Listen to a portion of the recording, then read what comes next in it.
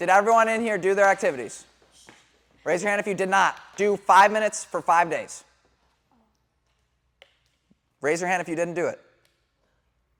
It's okay. Raise your hand. I only did 1 day. How many did you do? None. None? Yeah. How many did you do? 1. Okay. This is your last chance, girls.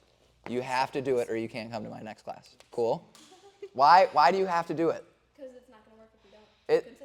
Yeah, you're not going to absorb anything if you don't actually do the meditations, because that's what actually changes your mind, right? We are literally changing the way you think. But if you don't do the meditation, nothing will change. Cool? Everybody else on the same page? Mm-hmm. What are our reflections? Raise your hand. Don't everybody blur it out at once. What are some things we've learned from the 25 minutes? Because you should have definitely seen things you've never seen before if you meditated for 5 minutes, 5 days. Like Friday, it got a lot easier. It got easier. Mm-hmm. So you could literally see and feel your focus getting better. Yeah. That's awesome. That's a great reflection. In that baseball game, I kept coming back. To the moment? So is that an example of meditation in real life? Yeah. Do you have to sit down in a position to meditate? No. That's perfect. Who else? Anybody else have any examples? What she said? What about in the meditation themselves? Did anybody see things that they tend to feel or think consistently? I saw basketball from previous days. So like past mind? Okay. So do you think you tend to be in the past more than the future? Probably. Okay. Is that very helpful to know about yourself? Very. Because you know how you're getting caught. What else? I saw someone saying over here. I was thinking about tryouts. Tryouts. Okay. Now again, kids, is it okay to be in the future or the past? What's the enemy though? When we're what in the future? We're lost. We're lost, right? We don't know what's going on. If you don't see the movie going on, can you understand what the problem is? If you don't see the movie? Oh, no. No, you can't see it, right? And you can't replicate the things that we want. Cool? Are there any major questions from the first 2 days of class or from our meditations? Everybody's kind of actually understands what we're doing? Mm-hmm. So when you think of meditation, it's not the monk sitting in a chair or something and going, Okay? So we're all cool? We get it? Yeah? Okay. Now, everybody write the date down for today's class. Okay. Write the date down. June 24th. And the subject of today's class is a word called the heart. Okay, and it makes up a lot of different muscles in our mind that we're going to work on. Okay, so what did we do on day 1? What was the subject? Mind. It was about the mind and it was about mindfulness. What was the second day about? Was it about time? Yes, it was. It's about being fully here, because if we're fully here, are we going to grow faster? You girls got your pencils or no? Yeah. Here. Okay, and so today's is going to be about the heart. Does anybody have any idea where I'm going to go with this class, with that being the subject? Well, yeah, that's what the heart is. What about mentally? What is that? Have you heard of that term before? That's okay. So nobody has any guesses. That's fine. All right, biggest thing during this class, this is the most complicated one I'm going to talk about. It only gets harder because the mind is a very, very complicated subject. So ask questions if you're confused. Cool? So when we talk about the heart, it has to do something with this word, ego. Okay, write that down, ego. So what is ego? So it sounds like some of you have heard, you've used the term before. What is it? Boom. Okay, write this down. It's the way you see yourself as separate. Write it down. And underline separate. The ego is this image of a collection of thoughts, feelings, experiences, emotions, knowledge. And it's built up this image in your mind of who you are as separate. Yep. Okay. Why do you think I had you underline this term as separate? Any guesses? Because this speech is not going to be me preaching about getting rid of the ego completely. Okay? The key is getting rid of the separate ego, seeing yourself as separate. Okay? So let's talk about you as individuals. All right? Paige, Do you know your ancestors from 300 years ago? No. No idea who they are. But do they affect you in every single moment of your life? Yeah. They do, because your DNA makeup is different because they existed and the things that they did. Does that make sense? Me in this class, I say something in this class that there's this one line that you refer to yourself 20 years down the line, and you haven't seen me for, say, 10 years. Hopefully you still see me. Am I still affecting who you are? So it's a part of you, right? So do you think we're more separate or interconnected than we think? Interconnected. We're way more interconnected. If you actually look closely, you're interconnected with everyone around you, okay?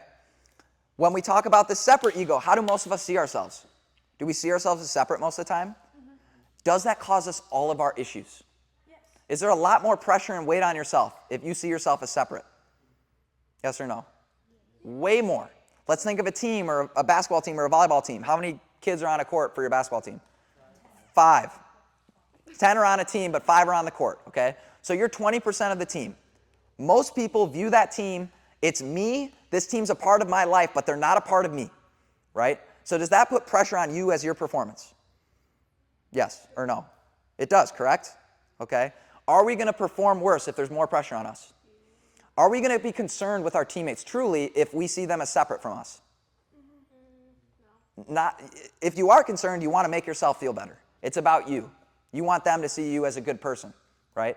That's not truly being concerned or authentic, okay? Does that make sense? Kind of where I'm going with this? So if we separate ourselves, this is how most people view their ego. They see it as separate, and they put themselves on different hierarchies. What's a hierarchy? Oh, I learned about this. Oh my gosh, I learned about this in ELA. Actually, It's like the ranking of It's an order, right? So so you have on a team, right? You have coach, player, right? Head coach, assistant, player. That's a hierarchy. If we see ourselves as separate, do we put ourselves below and above other people? yes. Why is this a big issue? That's just Where does lack of confidence come from? separate ego. You separate yourself, right? You see someone as above you. You step into a room and you perceive them as above your separate ego. That's what creates lack of confidence, okay? So it's about getting rid of this separation and creating an even playing field. So I'm not seeing myself as above or below someone. I'm not telling you to get rid of your ego. I'm telling you to not use it more than you think about other people. Does that make sense? And we're going to talk about why that's such a huge benefit for you. Okay, and it goes into this one word. Write this down. Judgment. We're all judgmental. What is this picture of? A butterfly. Butterfly. So draw a quick picture of a butterfly, and I want you to write down wings of mindfulness. Wings of mindfulness.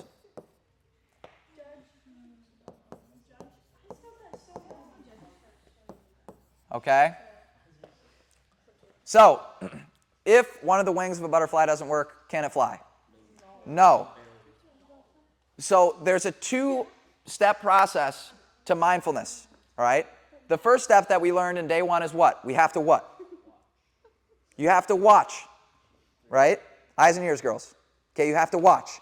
If you don't watch, say what's a movie you want to watch. Inside Out 2. Inside Out 2. You haven't seen it yet? No. It's your favorite part of the movie. The part where You don't know. You haven't seen it, right?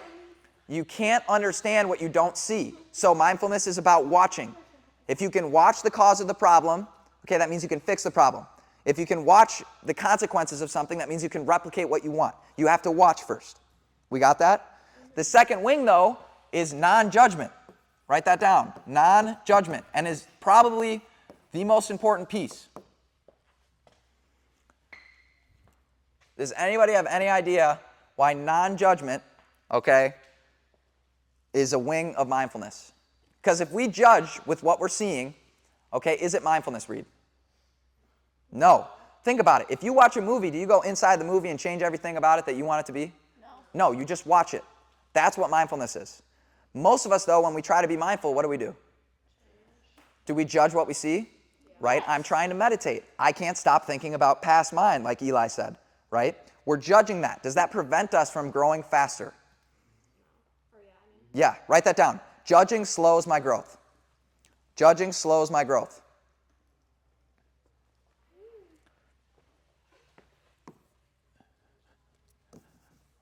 Okay? So kids, what's this word mean? We talked about it on the first day.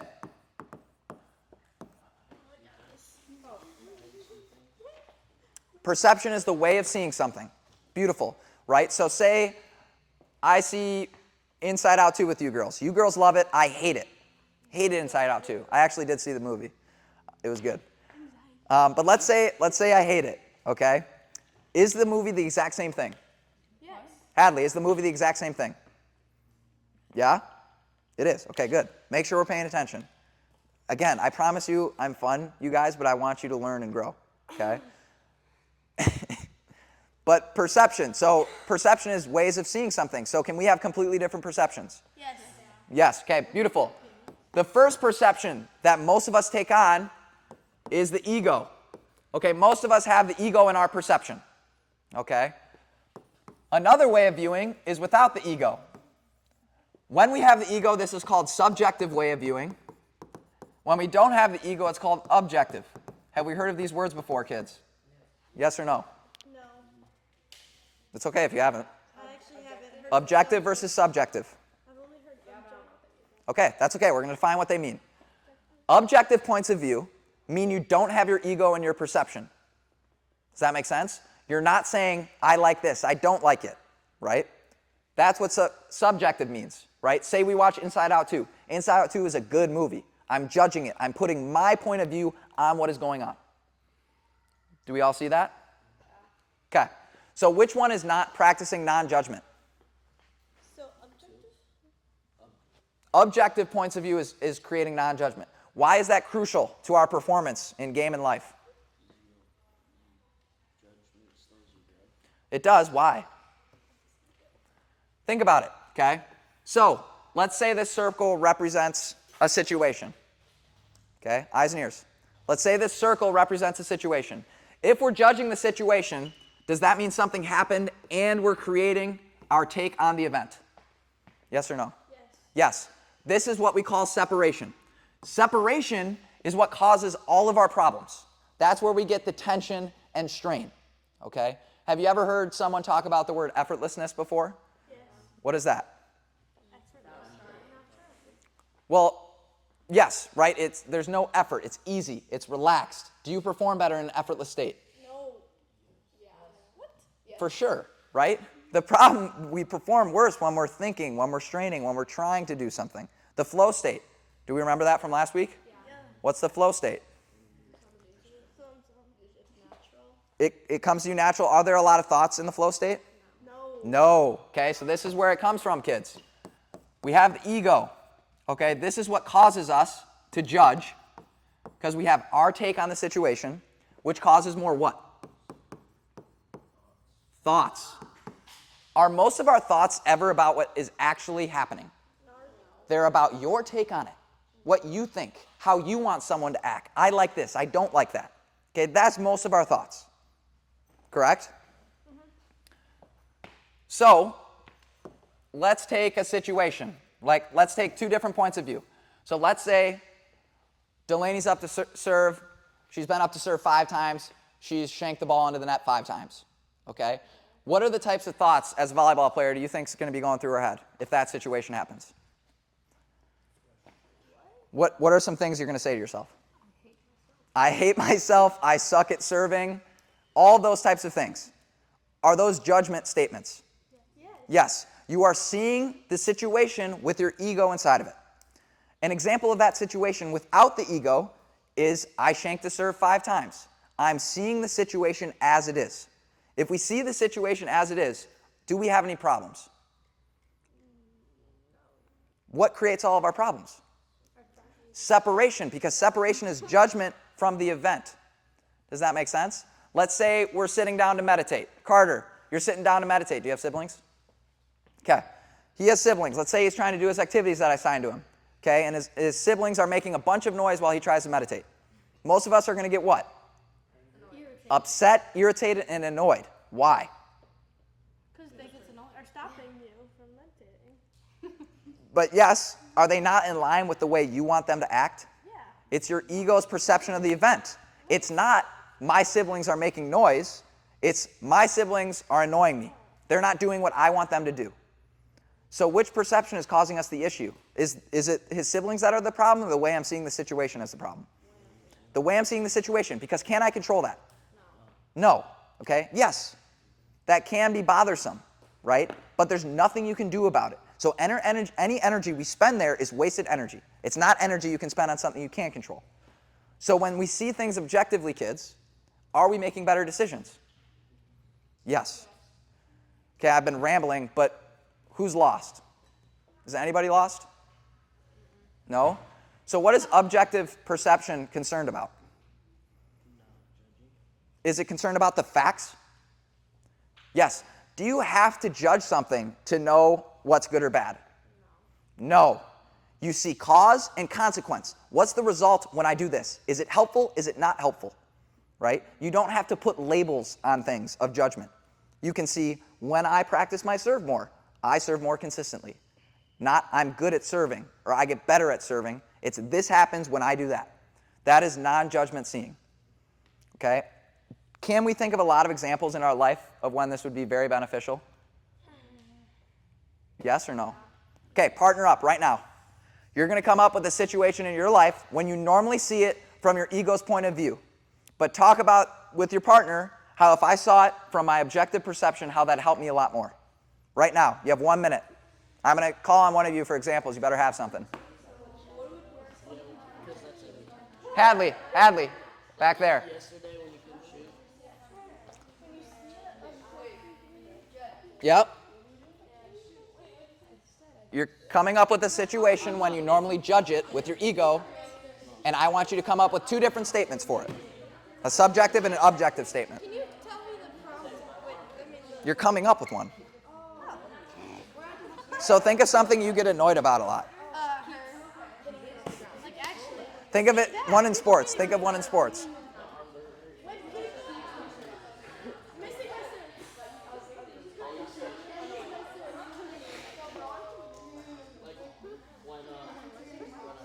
When I miss my serve. Time. Time. Looking. Okay, eyes and ears now. You 2 ladies, what's your example? When your dogs are barking, Oh, think of it in a bad way, like my dogs are being so annoying. yep. Just think of it as my dogs are barking. My dogs are barking. Okay, so you can see the situation clearly and you respond to the situation. Does that make sense? You control what you can control, right? When we're judging, are we caught up in things we can't control? Write that down. That is huge. What? When I'm judging, I'm caught up in things I can't control. And we learned, kids, do we have a limited amount of energy? Yes. We do. So if I'm spending energy on non-controllables, that's less energy being spent where? Controllables. Are you growing less then? Yeah. I'm here to maximize your growth.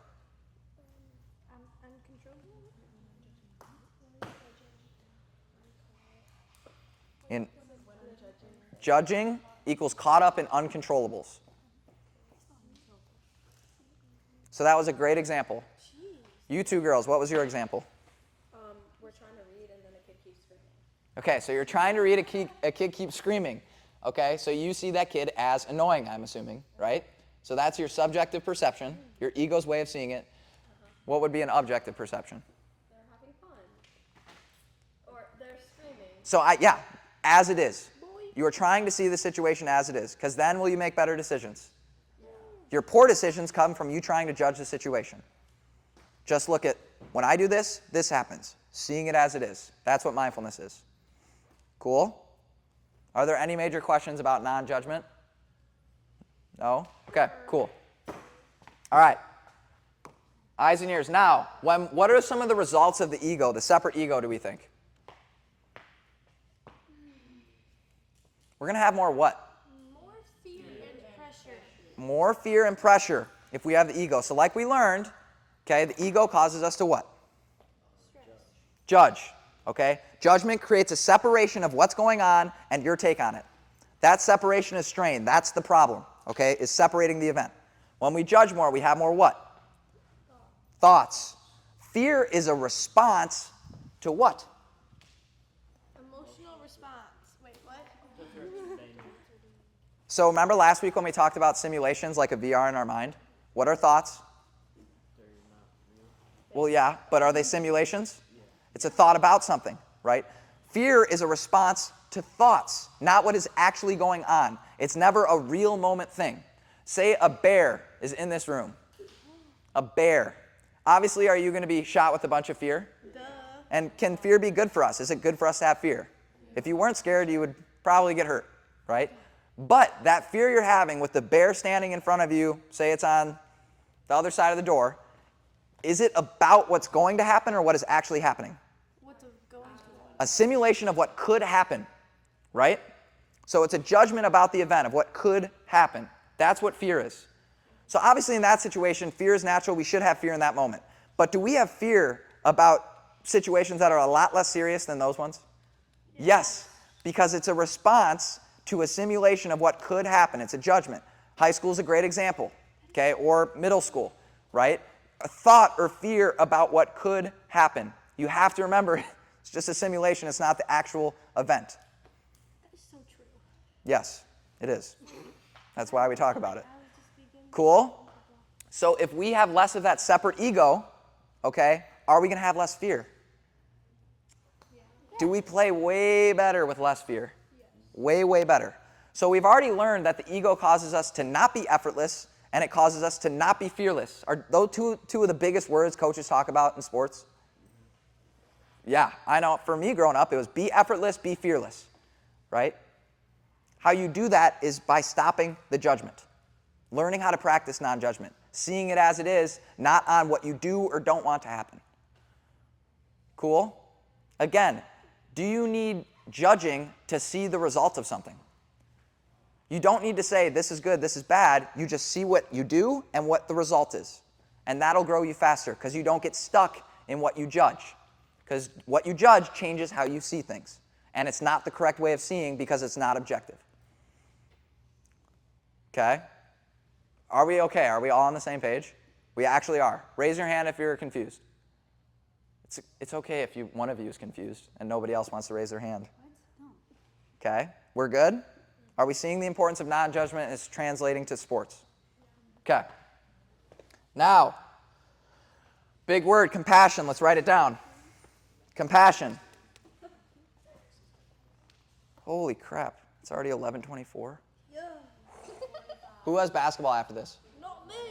Oh, I'm going home. We go to 11:45? Oh, thank goodness. I know.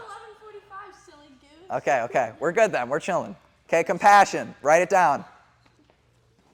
What is compassion? To understand the struggle of others. So let me start here. What's empathy? When you feel bad for others. When you feel for another person's shoes, right? When you feel for somebody. Like, put yourself in their shoes. Yes. So listen. Okay, so empathy is feeling for another person. Compassion is acting on empathy. You actually want to help another person that is struggling. So write that down. Compassion is acting on empathy.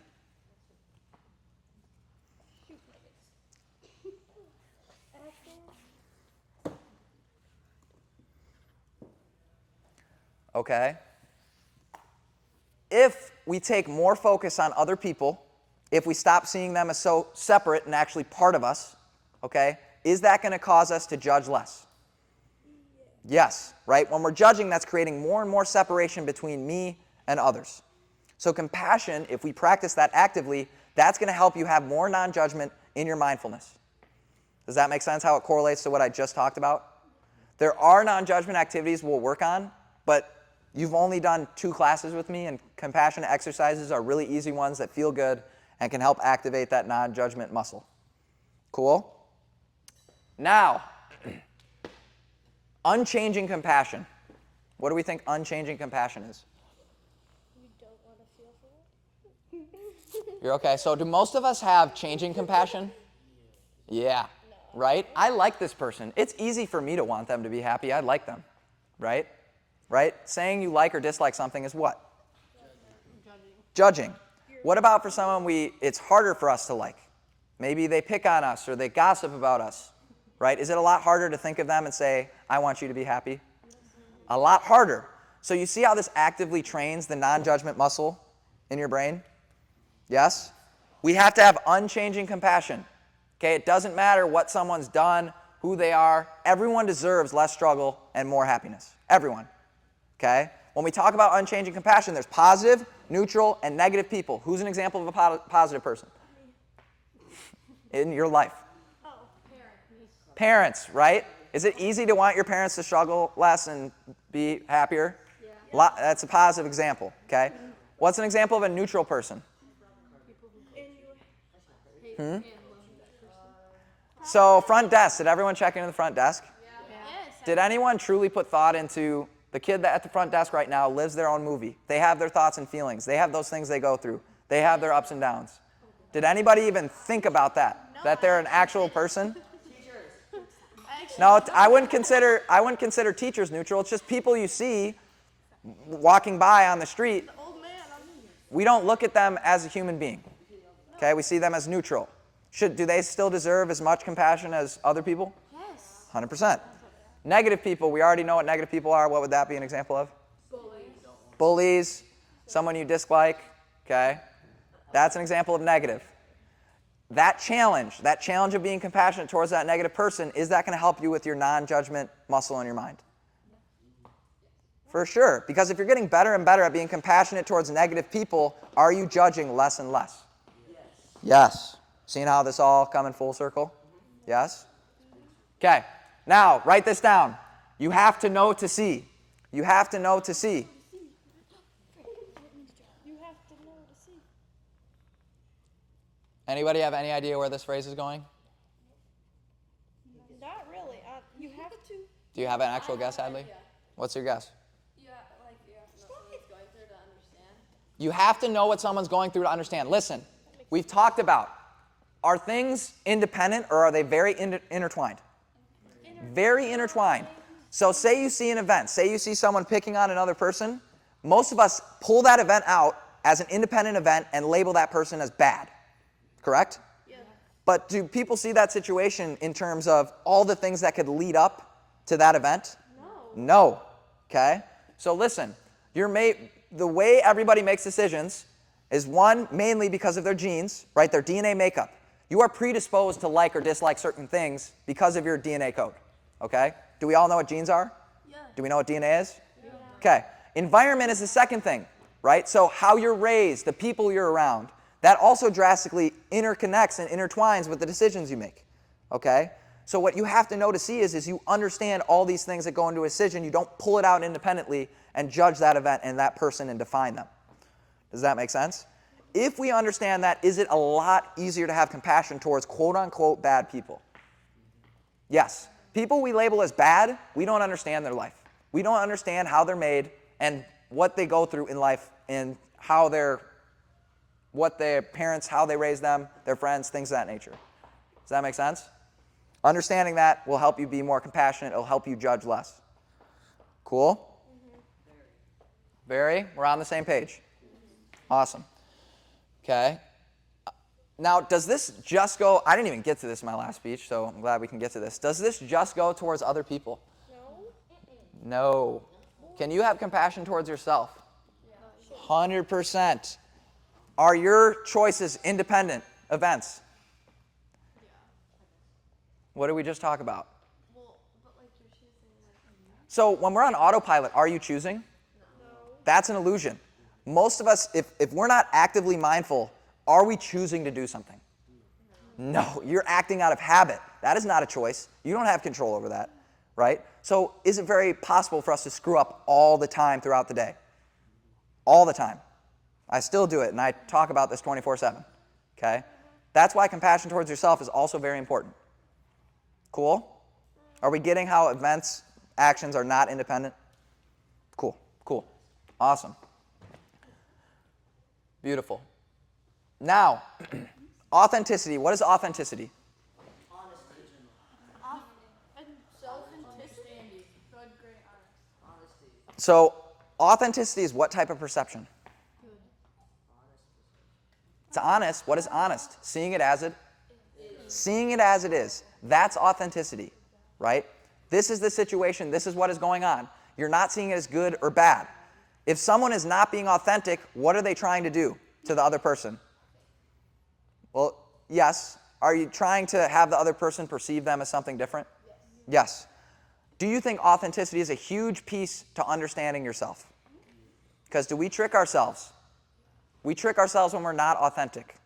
Okay? And that tricking of ourselves comes from the what? How do we create separation of what's going on? We judge. We judge. Right? So non-judgment is going to help that authenticity. A good phrase I like to write down, kids, is good, great, honest. A lot of people want to be great, but honesty is so much higher than greatness, because that is 5 times harder to do, to be authentic with yourself and other people. All of our problems come from what? When we're not honest and authentic. All your problems come from that. Obviously, mindfulness helps with that issue. Does that make sense? Because there is zero problem if you're being authentic with yourself and the person in front of you. There's nothing else you can do. Cool? So what are some of the words that make up the subject of today's speech that we've talked about so far, the heart? Compassion's a big one. Non-judgment, right? Ego is a part of the subject, right? But non-judgment helps us get rid of the ego, right? Separate ego is good. Do we want a separate or interconnected ego? Interconnected. If you actually see things clearly, you see you are way more interconnected than separate. And does that help you with a lot of your problems? Yeah, all of your problems come from seeing yourself as separate, creating that separation of what's going on. Cool? Are we all clear on what it means to see things clearly now? What does seeing things clearly actually mean now? Well, you're seeing it from an authentic point of view. What does that mean? You're not seeing it with judgment. You're seeing it as it is, without the ego. Because if you're judging it, you have the ego in your perception. Cool? Yes? All right. So, we're going to learn what we're going to do for our activity today. Actually, wait. There's one more thing I want to get to since we have time. Comparison limits you. Write that down. Comparison limits you. Why does comparison limit you?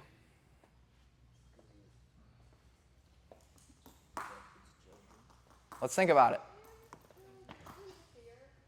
If you're basing things off judgment, have you created a hierarchy? See how this all connects? When we're not creating a hierarchy, do we have the separate ego? When we're not creating one, right? So if we talk about comparison limiting us, say we want to get better, but we compare. Okay, say let's start with other people.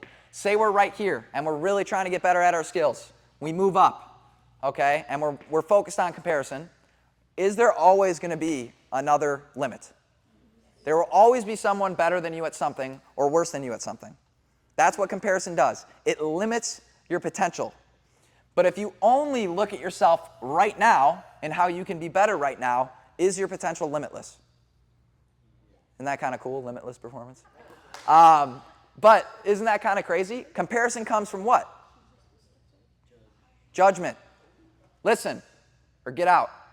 Cool? I don't want to be mean, but we have to listen. Comparison, okay, comes from judgment. If we stop the judgment, we stop comparing, our potential becomes limitless because we're looking at things the way they are right now, what I can be better at right now. So it can go in any possible direction. Is that cool? So again, if you see and are we always creating habits with how we view certain relationships in different events? Always, right? So when you're doing certain things or you're going throughout your day, if we're judging more, one, that means we're judging ourselves more, but is that creating more judgment in our perception? Yes, we don't want that. If you want to grow faster, okay, because we get stuck in judgments and how things are good and bad instead of seeing it as when this happens, that happens. Cool? Okay. So, everybody. So, we're going to do 6 minutes now. That's your meditation agreement. Yeah.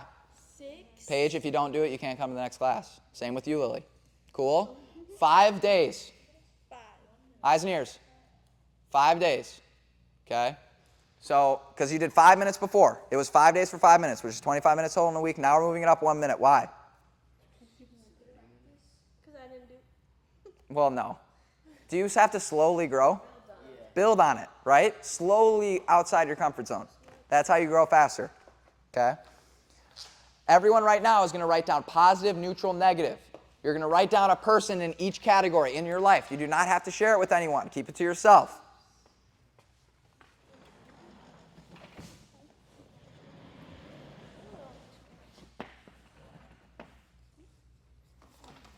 Sorry. I'm doing it in here. Okay, so everyone's writing an actual individual in their life for each category. Okay, and every single day you do this, kids, you're writing new people. You can't do the same person every time. Cool? How many minutes do you think we're going to do for each person? 2, because that adds up to 6. You're good. Okay? So 2 minutes for each person. We're starting with positive, neutral, negative. How this activity works, kids, okay? You are visualizing the person that you wrote down. So we start with positive. So whoever you wrote down for positive, you're visualizing that individual in your mind. What do you think we're going to actively try and practice with that individual in our mind? Being compassionate. This is a compassion activity. We're trying to build that muscle inside us. So you're visualizing, I want you to struggle less. I want you to have more happiness. I want to help you. Okay?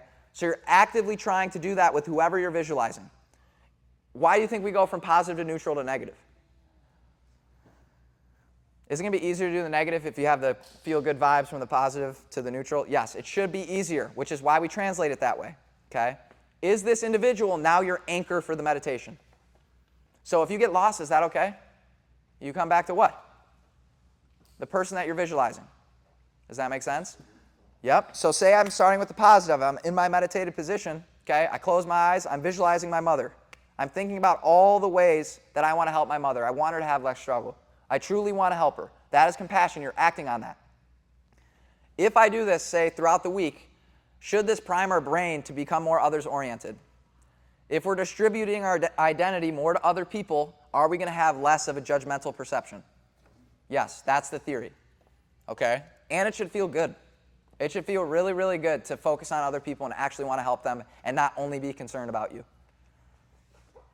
Cool? So we're going to try. We have enough time to do 3 minutes, 1 minute each, for each person. Okay? Are there any questions about what we're doing?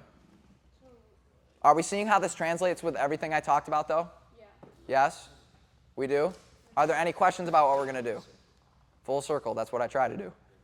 Are we good back there? We are? Okay, let's see it then. Everybody get in their position. We're not moving. Your hands are on your hips. You have a stack of quarters. Sorry, hands on thighs, knees. I don't know what I said. Okay, are we leaning back on our backrest? Yes. How many? No. Stack of quarters. It's a balance between relaxed and alert. Okay?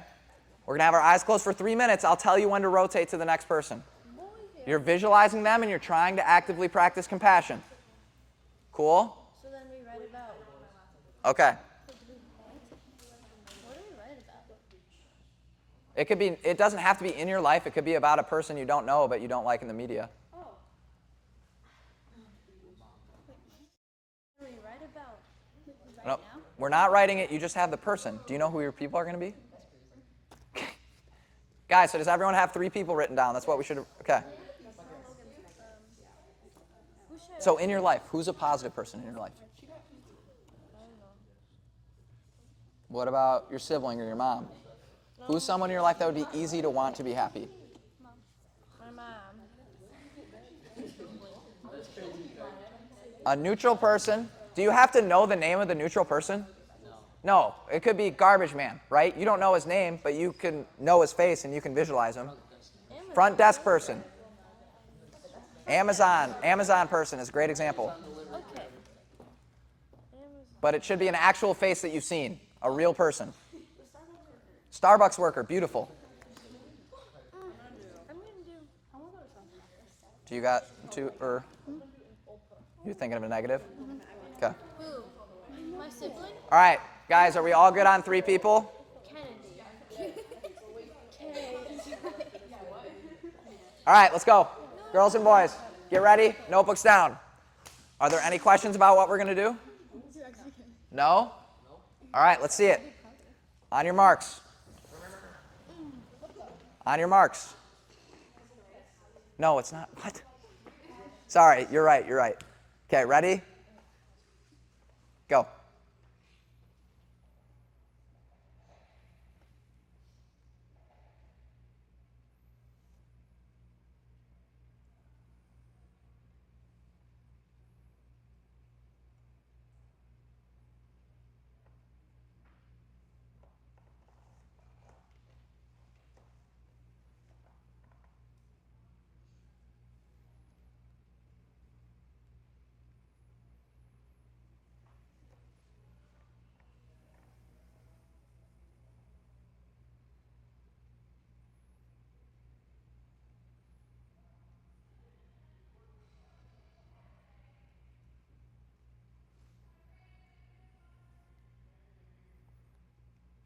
Neutral.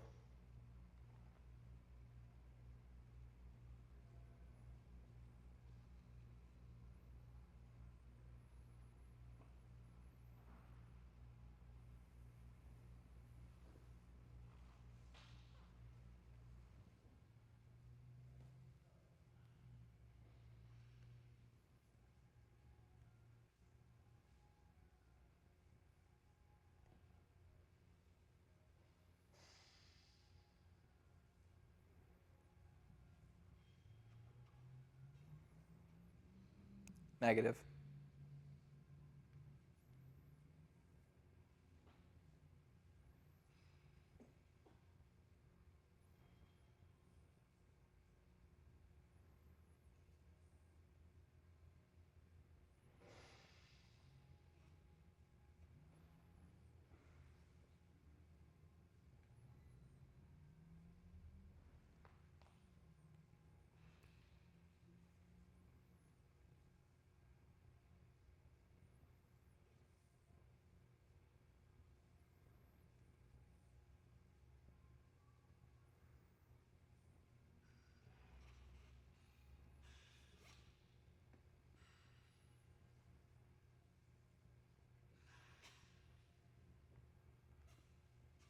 Time.